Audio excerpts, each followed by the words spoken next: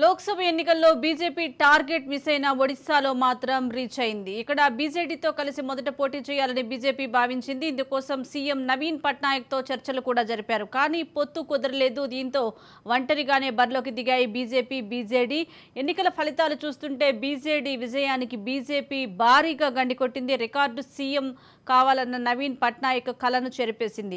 Assembly స్థానాల్లో 77 సీట్లు BJP లీడ్లో ఉంది. ఇక ఎంపీ సీట్ల విషయంలోనూ బీజేపీ పూర్తి ఆధిక్యంలో కనిపించింది. 2 దశాబ్దాల నుంచి కొనసాగుతున్న బిజు జనతాదళ్ ఆధిక్యానికి చెక్ పెట్టినట్లయింది. ఇక ఇదే అంశంపై మరింత సమాచారం అశ్విని అందిస్తారు.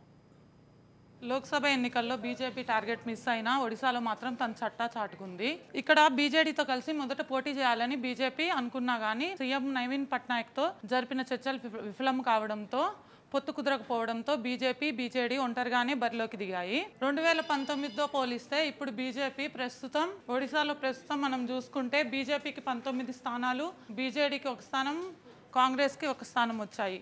20 ఏళ్ల నుండి 2 దశాబ్దాల నుండి బీజేడీ ఆధిక్యంలో ఉండి సీఎం పట్నాయక్ గారు 20 సంవత్సరాలుగా సీఎంగా కొనసాగుతున్నారు. ఈసారి రికార్డ్ సాధించాలని అనుకున్నారు, కానీ ఆ కళ నెరవేరకుండానే పోయింది. బీజేపీ స్పష్టమైన ఆధిక్యతతో 19 స్థానాల్లో ముందంజలో ఉంది. అలాగే అసెంబ్లీ స్థానాలకు వచ్చినప్పుడు కూడా 77 స్థానాల్లో బీజేపీ ఆధిక్యంలోకి వచ్చిందనే చెప్పుకోవాలి. ఇదే ఎంపీ ఎలక్షన్స్లో 2019లో బీజేపీకి 8 సీట్లు, బీజేడీకి 12 సీట్లు, ఐఎన్సీకి 1 సీట్ వచ్చింది. ఈ ఐఎన్సీ సీట్ అలాగే కాన్స్టెంట్గా ఉన్నా కానీ బీజేపీ పోయినసారి వచ్చిన ఓట్ల ఆధిక్యత కన్నా ఈసారి డబుల్ సంపాదించిందనే చెప్పుకోవాలి. ఈ బీజేడీ తన ఆధిక్యతను మొత్తం కోల్పోయింది. దీనికి ముఖ్యమైన కారణం యాంటీ ఇన్కంబెన్సెన్సీ అని కూడా చెప్పుకోవచ్చు.